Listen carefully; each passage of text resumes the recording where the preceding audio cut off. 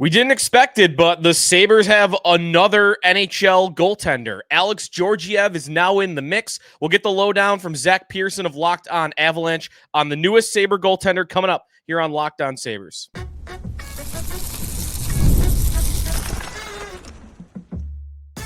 You're Locked On Sabres, your daily podcast on the Buffalo Sabres. Part of the Locked On Podcast Network, your team every day.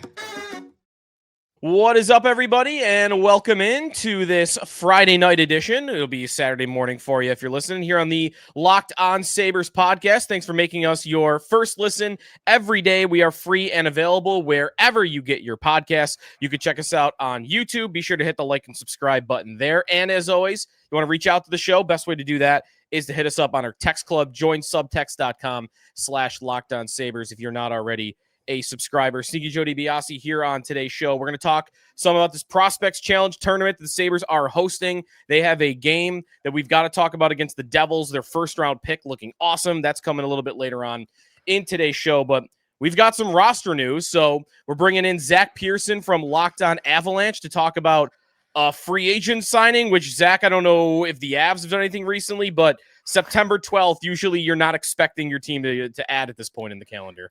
September 12th is not a common signing date. And I think the Avs have been pretty quiet on the free agent front for a couple weeks now. Yeah, most of the GMs are off on a beach somewhere, I think. So got to assume, yeah. But they're all coming back in the next week or two. So we'll get to also the injury that might have kind of sparked this signing for the Buffalo Sabres. There might be some news on Ukko-Pekka Luukkonen and him showing up to Buffalo with it's being called a tweak. It's being called something that could linger into the year. We don't really know. So we'll talk about the possibilities of that coming up as well. But let's get right into it on the newest Buffalo Sabres goaltender, which I don't know about you, Zach, like he's a name in the league. So when I see the notification, the Sabres have signed Alex Georgiev, I'm thinking, oh, that's another NHL goaltender and a guy that, like, off the top of my head, like he's had some success. I know last year didn't go well. So I'm like, it is kind of crazy. The Sabres did just sign the goalie that led the NHL in wins in 2 of the last 3 years. You tell me, though, and tell our listeners, what level of expectation should they have for him beyond just the win-loss record? Georgiev was a really exciting person. I was thrilled when we first brought him in right after the Cup win. So we brought him in for the 22-23 season. He kind of was on a trajectory playing under King Hank to be that number 1 goaltender in New York. So you're thinking, here's like a top guy who just got completely outdueled by Igor Shesterkin because that guy's just absurd. Right. So we're all thinking we've got ourselves a great goaltender. That 22-23 season, I've got the NHL Edge stats pulled up just to back up my numbers, but he was very good in almost every category through that season. 86th percentile in save percentage at .919, 88 in high danger saves at .848. He was 90th percentile in points at 69.4 points percentage. Right. Absolutely had an excellent season. Then the playoffs hit. The Avs sort of collapsed that year against Seattle. And I think that got into his head and he never got back out because both seasons after that were just implosions, essentially. And so that's why the Avs needed to move on from him, right? The thing is, he still has that potential, I think, to be... I don't think he's going to be that ceiling ever again. I think that was his highest point of his career. Yeah. So I would not tell Sabres fans to put their expectations that high. I would say get them a little bit higher than what he's been for a couple of years, especially with a good change of scenery, getting out of Colorado, going to San Jose, then up to Buffalo. I'm hoping this just sort of clears his head. He can get himself into a better mind frame, and he's not expected to be the starter. No, that's for sure. Even if there is this injury to Luukkonen, they signed Alex Lyon, which is not much, but I remember looking back at that free agent list for goaltenders going into July 1st, and I had Alex Lyon as the number 1 name, which I think said more about the class than it did about the guy the Sabres pulled in. So I think he would be the number 1 to begin the year if there's an injury here. But Georgiev would at least be in the rotation.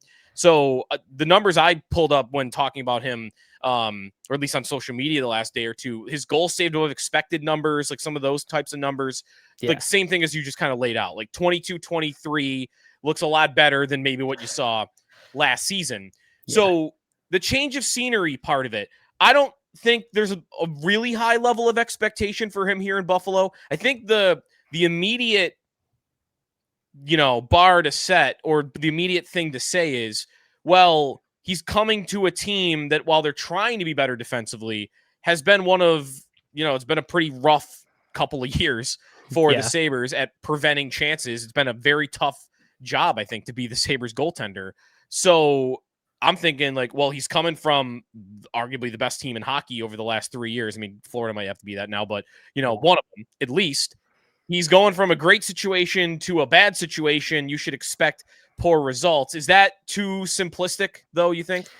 I think, honestly, I think you should expect better results as the backup goaltender in Buffalo than you expected with the starter in Colorado. Again, I think the biggest thing that hit him is he all of a sudden built those expectations up in that 22-23 season, and when it didn't work in the playoffs, I think that hit his head. So the change of scenery definitely, like I said, I think that's it. But more so, I think it's you drop that expectation off. You're no longer the guy.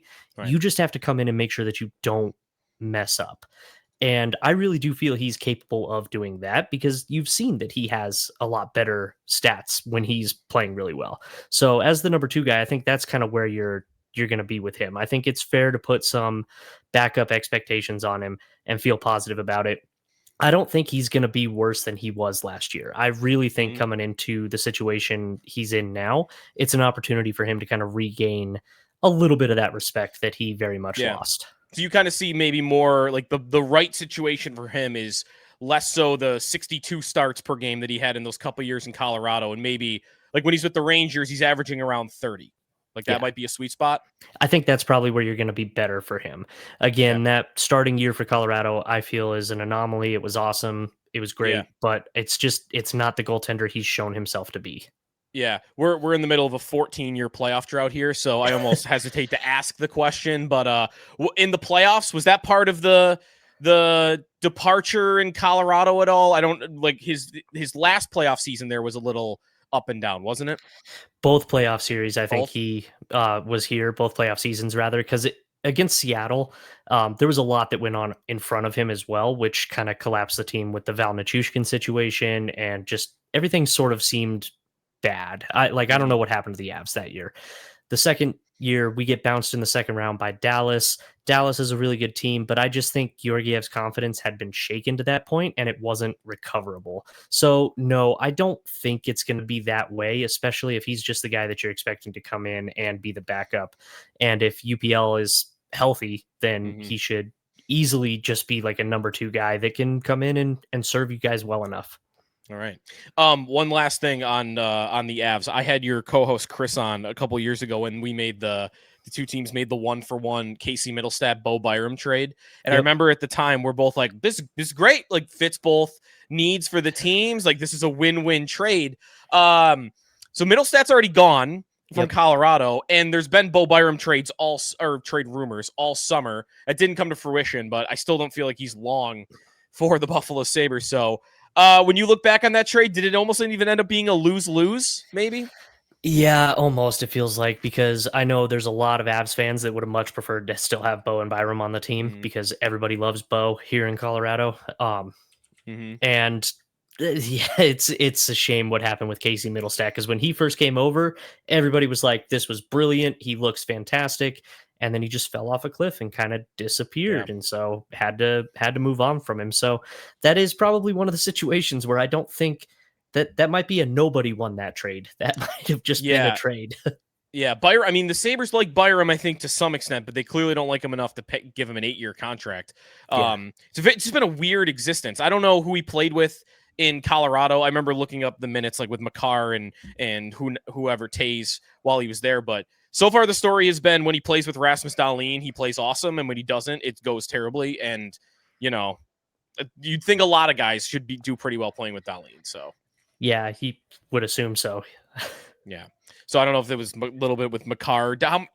One last on that. Like, did he play with Makar a lot in Colorado? Like, would you say at this point that would be his whole career? Like, when he's producing, he's playing with a top partner? I actually don't think so. I feel like he played a lot more with a couple of our, but like there was a lot of times where there was a Gerard and Byram line, which Sam Avs fans Girard, yeah. hated, Okay. but I thought was okay. I feel like he played with EJ a decent amount as well, but they're Yep. both McCarr and Byram are very aggressive, like forward playing defensemen. Yeah. And so I don't think they had as much time maybe as you might think.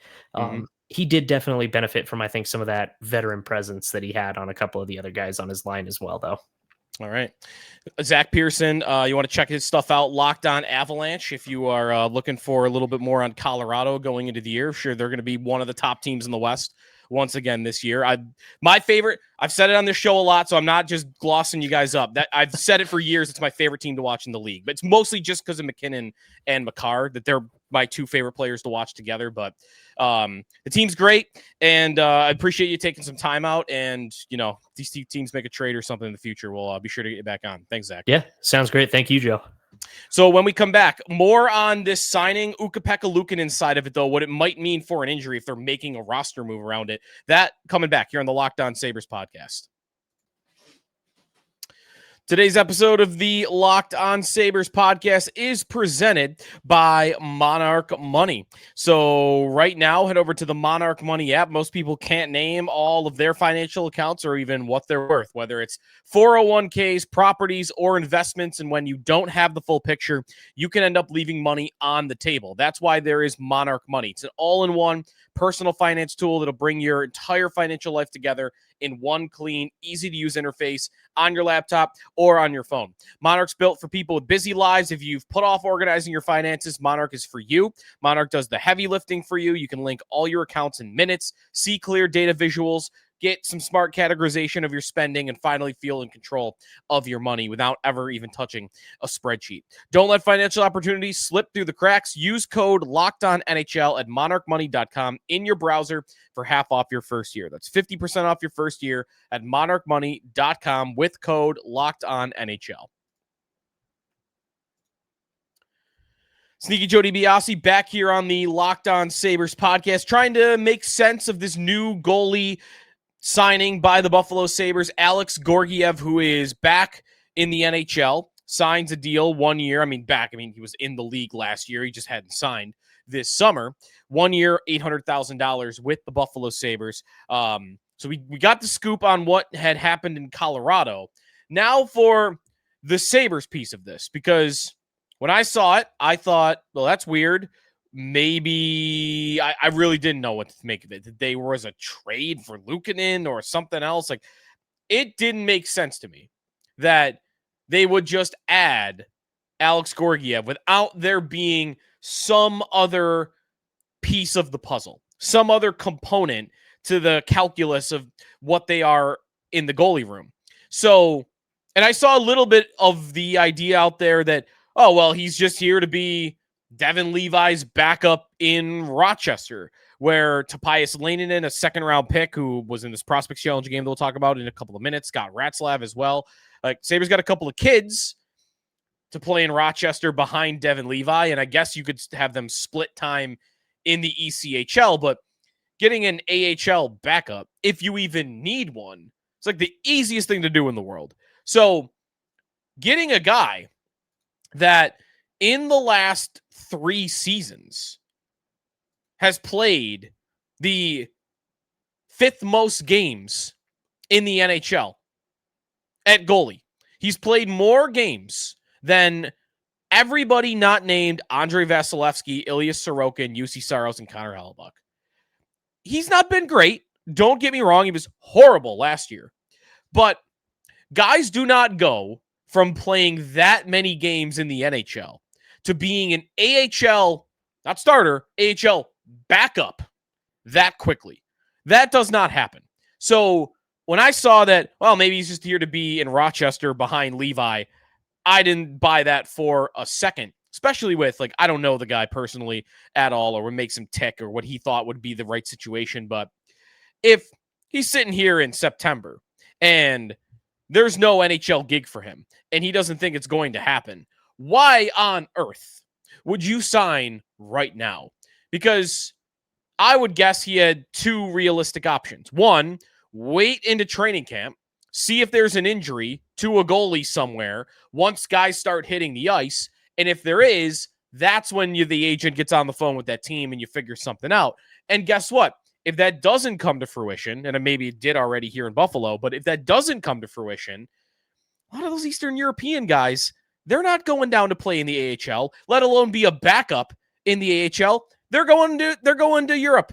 They're going to the KHL, or Georgiev, I looked up, began his play in the Finnish league before he came over to North America. He's not playing in the AHL. He's playing in Europe if he thinks his NHL career is legitimately over. So I think he's in Buffalo to start the season. And the missing component, we found out. Matthew Fairburn this morning from The Athletic, in his report about this signing, said that part of the reason why they made this deal was that Ukko-Pekka Luukkonen is dealing with some sort of injury. He called it a tweak, and that it's not known right now. The team is unsure of what the extent of the injury is, and they don't have an exact timetable as to when he'll be back 100%. Well, I know tweak makes it sound like minor, should be ready to go by the start of the season if you were to just guess. But for them to sign a goalie that I don't think signs with the Buffalo Sabres unless he thinks there's some opportunity for him to play at the NHL level. Put it this way. If Luukkonen was just going to be out for 2 weeks and he was going to be back in the middle of training camp and, would be ready for the start of the year, I don't think Alex Georgiev is signing with the Buffalo Sabres. They could offer him the AHL all they want. I don't think he'd take it. So that's just a guess on my part. I think he would rather go to Europe. So at that point, I'm thinking that the Luukkonen injury is something that they are a little bit afraid of, and that could drag out into the beginning of the year. So we'll see what's more accurate there. The tweak part or we're not really sure when he's going to be back. And that uncertainty, I get why it would make Kevin Adams nervous. They sought out making the goalie room better this summer by signing Alex Lyon. So for Luukkonen to be out, that inserts Devin Levi having to play in the NHL again back into the picture, and not just having him naturally take the spot over at some point. Georgiev allows you to make sure you have 2 NHL goaltenders at all times if Levi isn't ready to take that step. So that's how I see it. And by the way, I'm not a big Luukkonen guy, right? In the last 3 seasons, Alex Georgiev's a better goaltender than Ukko-Pekka Luukkonen. You want to attribute that to his time and just being in Colorado, that's fine. It is a far better team and a far better situation for a goaltender. But we have numbers that try to isolate the goalie performance from what's going on in front of him. And I looked at goal saved above expected. I looked at goal saved above expected per 60. I looked at Delta save percentage, Delta Fenwick save percentage, like a bunch of these numbers. Like Georgiev in the last 3 years is better than Luukkonen in every single category. So he hasn't been great, but he's been better than Luukkonen by a little bit. So I don't really think there's much of a downgrade here, in my opinion. The one area that I did look up is a very big difference between the two is Georgiev is like one of the worst goalies in the league, I guess, in shorthanded situations. When the other team is on the power play, man, his numbers are bad. So that part might not be an upgrade. In fact, that part almost certainly looks like it would be a downgrade, is he's not going to bail you out when the other team is on the power play, and that's not great. That could have attributed to why he had a lot of bad numbers the last couple of years overall. But listen, comparing him to Luukkonen, you got a couple of age different couple years in the age difference, right? It's 29 years old for Georgiev. But looking at their careers, I think he had 3 good years in New York, and then he had 1 really good year in Colorado. So I've got 4, in my opinion. I'm just looking at the numbers, thinking back to what he was in those teams. Like, I've got 4 good seasons from Georgiev. I've got 1 from Luukkonen. I just don't think it's really that big of a difference, other than the money is the biggest difference, right? Because Luukkonen makes 5 and Georgiev makes less than $1 million. So we'll see. The other part of this is if Luukkonen isn't ready for the start of the year and they go with Lyon and Georgiev, I expect Lyon to be the starter. But if Lyon and Georgiev are doing okay, and maybe this is a bit of a bounce back for him, then what do you do? That could be tough because you know what I'm going to say, not being a big Luukkonen guy. If he comes back, I'm going to say, don't put him back in there. Not until one of these two struggle.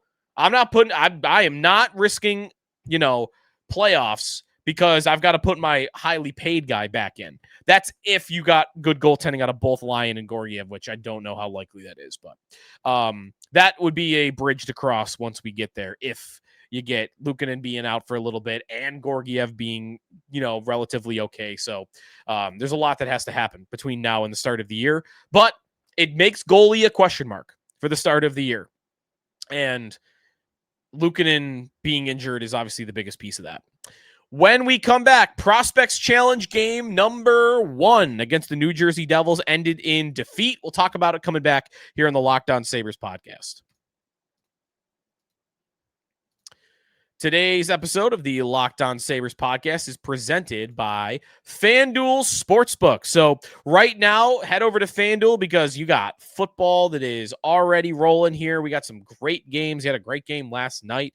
At least if you were on the Green Bay side of things, it was a great game last night. So head over to FanDuel.com. You could use the app as well. I'm always on FanDuel looking at, sometimes I'm not even to make a bet.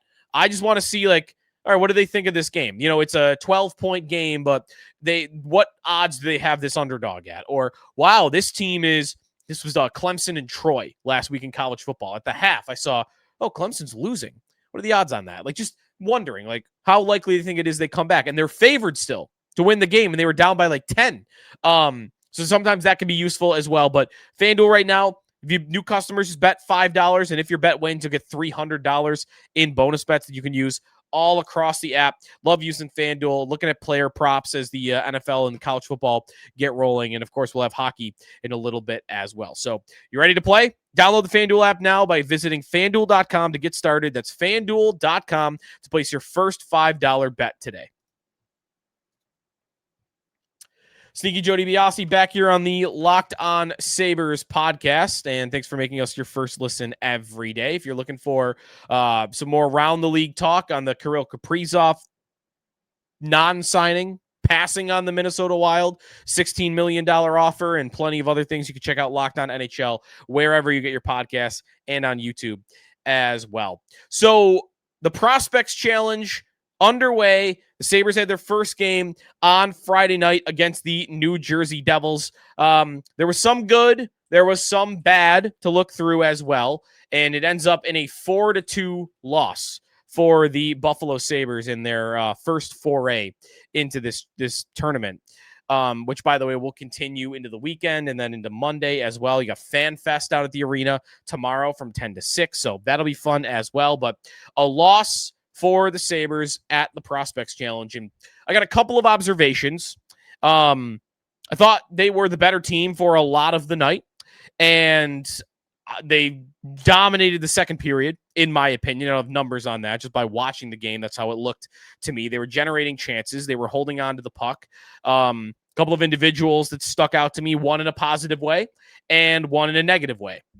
Topias Lennon, second-round pick of the Buffalo Sabres a couple of years ago. He goes in and end of the second period, into the third period, did not think he was relatively strong at all. Would love to see a better performance from him going forward. He was a high draft pick. He's a little bit of a raw prospect. The one goal kind of squeaked under him, kind of lack of awareness in the crease. The puck looked like it was under him, and he's moving around. He's sliding around. Like, you do that, and you're just asking to knock it into the net yourself, or you're going to uncover it and allow the opposing team to knock it in. So not necessarily the smartest thing that I think that he did there. Wasn't loving what we saw from Leinonen. On the positive end, though, Radim Mrtka, and I think fans will like hearing this. Radim Mrtka, the Sabres' first-round pick from this past draft class, was awesome. 9th overall pick. He looked like a man amongst boys, and he's not the oldest guy there, right? He's 18. I mean, Isak Rosen is 4 years older than him, so he's not the oldest guy there, but I thought he was the best player on the ice. And honestly, I didn't expect that. I know he was a top 10 pick, but just the type of player that he's described as, a little bit of a raw player, still growing into his frame and his body a little bit and getting used to the North American game. Man, he looked like he was in full control at times out there. I liked what he did with the puck. I thought defensively he looked strong. He had you could probably find the clip on social media if you haven't seen it. He leveled one of the Devils forwards in this game. He looks big, by the way, wearing number 57. He kind of looks like Tyler Myers, 6'6". Mrtka was throwing the body around. That was a huge hit that he had. He scored, opened the scoring for the Buffalo Sabres in this game. Nice wrist shot from the left faceoff circle. He got a hold of it. He whipped it past the goaltender. So good news on that front. He was awesome in his first game for the Sabres. Was watching for Konsta Helenius and Isak Rosen and others as well. And, those top-level prospects for the Sabres I thought played fine. Not really getting a game-changing performance from any of them. I think Helenius is the one that I'm hoping to see that come forward in the next couple of games. But Mrtka, this was Mrtka's game, but it does end up in a defeat, which, if you want to make your jokes about them already, I don't even need to say it. I don't even need to say it. We don't have to rag on the 18, 19, 20-year-olds, do we, for Harbor Center in this challenge? I don't think that we do. So next up in that tournament, of course, because you've got tickets coming up in the next little bit. You'll have a game tomorrow, and then you have it rolls into Monday. So the next couple of days at Harbor Center, you're gonna have a couple of more games. So that should be a lot of fun. And tomorrow is 7:00, by the way. I was looking for the times, and that's 7:00 against Columbus. Monday is at noon. So afternoon skate against Pittsburgh on Monday. Who, by the way, quick league-wide story. I know they might touch on this on Locked On NHL as well. Marc-Andre Fleury, who most basically announced his retirement last year, and he was with the Minnesota Wild. He played his final game, and the other opposing team came out, shook his hand, or whatever. Maybe he's not done, or maybe this is just how they're going to do it in Pittsburgh. He signed. It was the Penguins announced a really cool video announcing that Fleury would play in at least some of their game against Columbus in the preseason, which when I first saw that, I thought, wow, that's a really cool way to kind of sign a one-day contract and retire with a certain team. You see that in sports all the time, right? This is, hey, we're not just doing he'll sign a one-day contract and we'll put out a tweet about it and we'll take a picture at a press conference and that'll be it. No, he's gonna play at the arena one more time in a game that doesn't count, which is why, hey, come out for Fleury's last game. We're gonna do it in black and gold in Pittsburgh. I guess there's a chance he might actually make the team and continue to play. So that's a different part of this. I like the retirement idea though. Why didn't the Sabres do this? I mean, I know why. Nobody has done this, so you'd have to be the first to think of it. But when Ryan Miller retired, why from the Ducks? Why not bring him back? Say, hey Ryan, next preseason, one period. Give us one period, one-day contract. You retire as a Buffalo Sabre, and we'll get a bunch of people to come out to the arena for a preseason game because it's not really a preseason game. It's Ryan Miller's last game, and he's going to be in blue and gold. And you just play the first period, and then you could be done after that. Why wouldn't teams do that? Why wouldn't every team do that with their legend? Use these preseason games for something exciting and fun. So I don't know if that's what Pittsburgh has on their minds or if they actually legitimately plan on him making the team. There's been some Crosby rumors, of course, over the summer. So I don't know what position they're really in, but I thought that was a pretty cool thing that they did today. All right, that's going to do it for us today here on the Locked On Sabres podcast. So coming up, we'll continue to talk more about this prospects challenge as it continues and what we see from Radim Mrtka and others over the next couple of days. We'll get back into our 12 questions series before the start of the season as well. If we get any more details on the Luukkonen injury, we'll keep track of that as well here in the Locked On Sabres podcast. So thanks for listening, and we'll talk to you on Monday here on the Locked On Sabres podcast, part of the Locked On Podcast Network, your team every day.